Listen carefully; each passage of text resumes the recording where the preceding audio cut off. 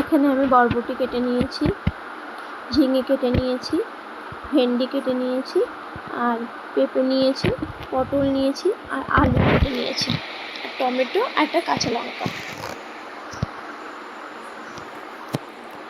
এখানে আমি একটা মাছ নিয়েছি, সেটাকে আমি ভালো করে নুন হলুদ মাখিয়ে রেখেছি। এখানে আমি একটা কড়া নিয়েছি, তার মধ্যে সামান্য একটু তেল দেব। তেলটাকে গরম হওয়ার জন্য একটু সময় দেব।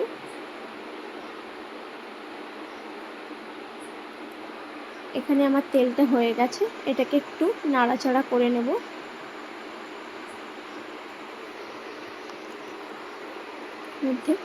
এর মধ্যে আমি নুন হলুদ মাখিয়ে রাখা মাছটাকে দিয়ে দেব। মাছটাকে আমি একটু ভাজা করে নেব। বাচ্চাদের মাছ খুব একটা ভাজার দরকার হয় না, যেহেতু বাচ্চাদের মাছ ঝোলে বেশিক্ষণ ধরে ফোটালেই হয়ে যায়। আমি মাছটাকে এপিট ওপিট করে একটু চেপে চেপে মাছটাকে একটু ভেজে নেব।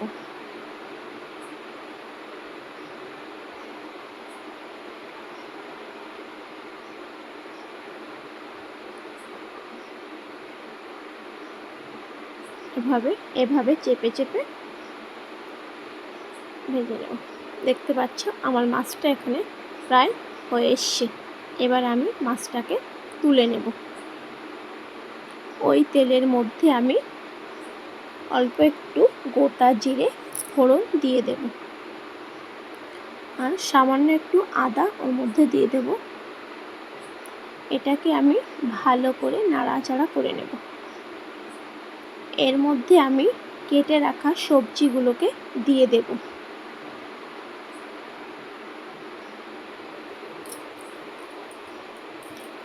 এবার আমি এটাকে ভালো করে নাড়তে থাকব।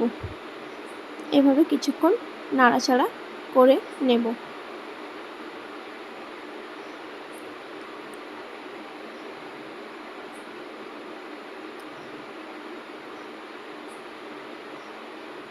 আমি এর মধ্যে সামান্য একটু নুন দিয়ে দেব। এখানে আমি নুনটা সবজির সাথে ভালো করে মিশিয়ে নেওয়ার জন্য নাড়তে থাকবো। এভাবে নাড়তে থাকবো। এবার আমি এর মধ্যে সামান্য একটু হলুদ দিয়ে দেব।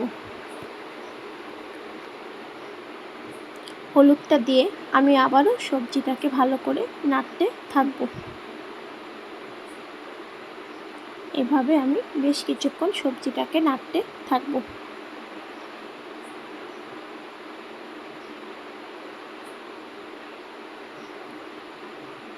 এভাবে কিছুক্ষণ সবজিটাকে নাড়তে থাকবো, যতক্ষণ না সবজিটা ভাজা না হয়।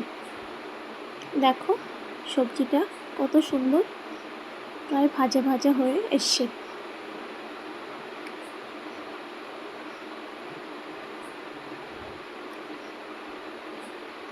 এখানে আমার সবজিটা ভাজা হয়ে গেছে।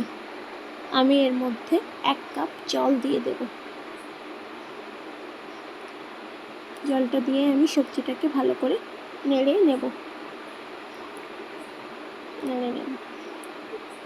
আমি জলটাকে এবার ফোটার জন্য, যতক্ষণ না জলটা ফোটে ততক্ষণ এভাবে নাড়তে থাকবো। আমি এর মধ্যে সামান্য একটু নুন দিয়ে দেব। সামান্য একটু নুন দিয়ে দেব।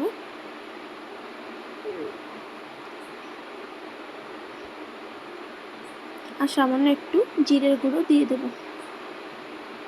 এবার এটাকে আমি ভালো করে নাড়াচাড়া করে নেব।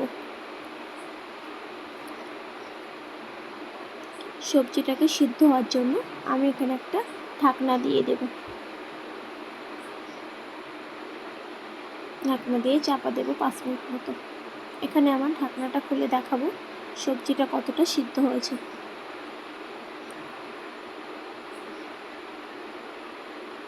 এখানে আমি ভেজে রাখা মাছটাকে দিয়ে দেব। দিয়ে আমি আবারও কিছুক্ষণ সবজিটাকে সিদ্ধ হওয়ার জন্য ঢাকা দিয়ে দেবে।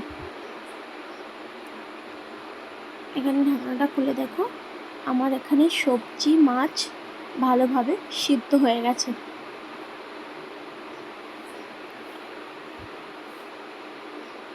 সিদ্ধ হয়ে গেছে। এবার আমি এটাকে আরও কিছুক্ষণ ধরে ফোটাবো, যতক্ষণ না ঝোলটা একটু গাঢ় না হয়। এভাবে আমি আর কিছুক্ষণ আমি ফোটাতে থাকবো। আমার এখানে ঝোলটা প্রায় গাঢ় হয়ে এসছে। দেখো ঝোলটা কত সুন্দর মাখো মাখো হয়ে গেছে। এখানে আমার এটা হয়ে গেছে। আমি এটাকে এখানে আমার সব হয়ে গেছে। এখানে আমি এটাকে নামিয়ে দেবো। একটা পাত্র নিয়ে নিয়েছি, এর মধ্যে এটাকে আমি নামিয়ে দেবো। দেখো কতটা সুন্দর হয়েছে। এখানে আমার তরকারি হয়ে গেছে।